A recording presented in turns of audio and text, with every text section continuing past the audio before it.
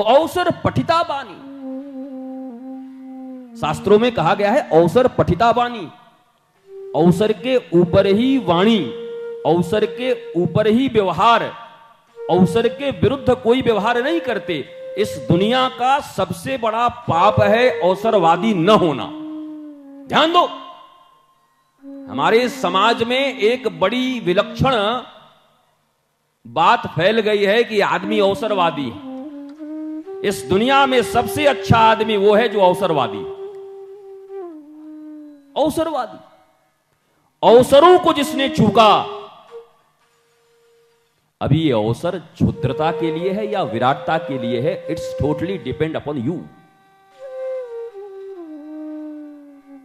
अवसरवाद श्री कृष्ण से बड़ा कोई है नहीं।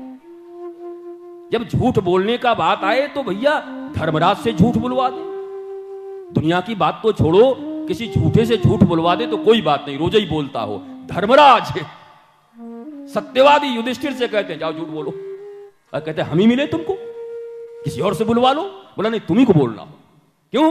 बोला ये धर्म के मर्म को अगर भारतवासियों ने और दुनिया के लोगों ने नहीं जाना, अरे झूठा झूठ बोलता है, इसमें कौन सी बड़ी बात है। एक सत्यवादी आज सत्य बोलने जा रहा है। क्यों? क्योंकि असत्य के पक्ष में खड़े ये दुर्योधन, दुशासन और ये गुरु रूप में शस्त्र चलाने वाले, सिखाने वाले गुरु द्रोण खड़े हैं। अगर ये खड़े रह गए तो बात गड़बड़ हो जाएगी, इनको मारना जरूरी है। वहां गुरु को मारना ही जरूरी है, क्योंकि सत्यव्रतम सत्य परम त्रिसत्यम, श्री कृष्ण सत्य हैं। जन्म के समय उनका जरा श्लोक पढ़ो, जब जेल में उनका जन्म हो रहा है, कारागार में वो जन्म ले रहे हैं, 9 बार सत्य से उनका नाम लिया गया। सत्य सत्य सत्य सत्य सत्य। अब एक बात बताओ, कोई सत्य असत्य काम कैसे कर सकता है? भगवान अन्याय कैसे कर सकता है? इसलिए सामाजिक जीवन में हमको यह भी पता नहीं कि सत्य किसे कहते हैं, असत्य किसे कहते हैं। और सुनाते सब है कि एक दो कसाई थे, गैया के पीछे भाग रहे थे, एक महात्मा जी बैठे थे, गैया दाहिने गई और कसाई ने महात्मा जी से पूछा तो महात्मा जी ने दाहिने बता दिया और महात्मा जी को नरक हो गया। बोला क्यों? बोला वहां पर उनका धर्म था गौ की रक्षा करना, दाहिने न बता के बाएं बताना था, क्योंकि गौ रक्षा करनी थी, गौ माता की रक्षा करनी थी। अब बताओ कि अगर वो महात्मा झूठ बोलते हैं तो वो झूठ माना जाएगा, या सत्य बोलते हैं तो वो झूठ माना जाएगा, वो पाप माना जाएगा। इसलिए सत्य की परिभाषा भी बड़ी कठिन।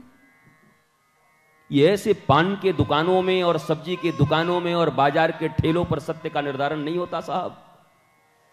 बरसों अध्ययन, अध्यापन, अनुशीलन, चिंतन, मनन, पहले तो श्रवण, प्रथम भक्ति संतन कर संगा, द्वितीय रतिमम कथा प्रसंगा, गुरुपद पंकज सेवा, तीसरी भक्ति अमान, श्रवणम कीर्तनम विष्णु स्मरणम पाद सेवनम श्रीमद् भागवत, तब कथामृतम श्रवण मंगलम, भागवत गोपी गीत। तुम दुनिया में जहां भी देखोगे पहली भक्ति सनातन और हिंदू धर्म में श्रवण को माना गया है, देखने को नहीं माना गया। आंखों को, आंख दूसरे नंबर का है। आध्यात्म में, आध्यात्म में कान पहला है। कान कच्चा था कैकई का तो अयोध्या जैसी नगरी बिखर गई। भगवान वनवास, पति का स्वर्गवास, और जिस बेटे को गद्दी पर बिठाना चाहती थी वो गड्ढे में चला गया। 14 साल तक गड्ढे में रहा। नंदीग्राम में गड्ढे खोद करके भरत रहे, क्योंकि श्रवण पर रोक नहीं था, श्रवण पर फिल्टर नहीं लगाया था मां कैकेयी ने। जो बोले वही सुनती थी, मंथरा भी बोले उसको भी सुनती थी। मेरे भाई बहन, प्रिय मित्र, प्यारे, जीवन में फिल्टर बड़ी जरूरी है। क्या सुनना है, क्या नहीं सुनना है, क्या चखना है, क्या नहीं चखना है। क्या देखना है क्या नहीं देखना है।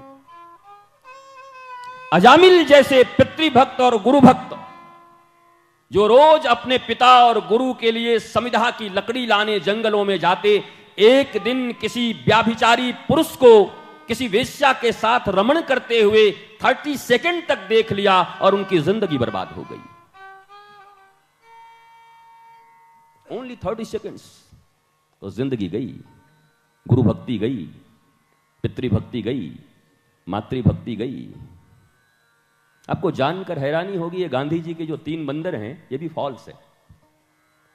चूंकि आप पढ़े लिखे नहीं हैं, ये ज़ेन जो होते हैं ना, ज़ेन फकीर, जब ज़ेन के विषय में पढ़ोगे तो ये ज़ेन की देन है। रिसर्च करो, 4 बंदर थे, ये पता नहीं कब से 3 बंदर हो गए। हमारे देश में पढ़े लिखों की कमी नहीं, जो चला बस उसी को चला कह दिया। कल जब हमने बताया हनुमान चालीसा का प्राकट्य कैसे हुआ, कैसे हजारों लाखों बंदरों ने अकबर के राज्य फतेहपुर सिकरी पर आक्रमण कर दिया। कोई हिंदू संत लिखता तो शायद कोई विश्वास नहीं करता, पर जब ऑक्सफोर्ड कैम्ब्रिज ने जब लिखा, जॉन फिलिप ने लिखा, तो सारी दुनिया विश्वास कर गई कि इट्स हैपन, ये हुआ। हनुमान चालीसा कहां निर्माण हुआ हनुमान चालीसा का अकबर के द्वारा तुलसीदास को जब कारागार दिया गया, कारागार के भीतर उन्होंने 40 दिनों में हनुमान चालीसा का लेखन किया। इसका प्रमाण हिंदू शास्त्र तो है ही, ऑक्सफोर्ड और कैम्ब्रिज विश्वविद्यालय के जो डीन थे उन्होंने उसकी हिस्ट्री लिखी है और लाइन बाय लाइन लिखा है।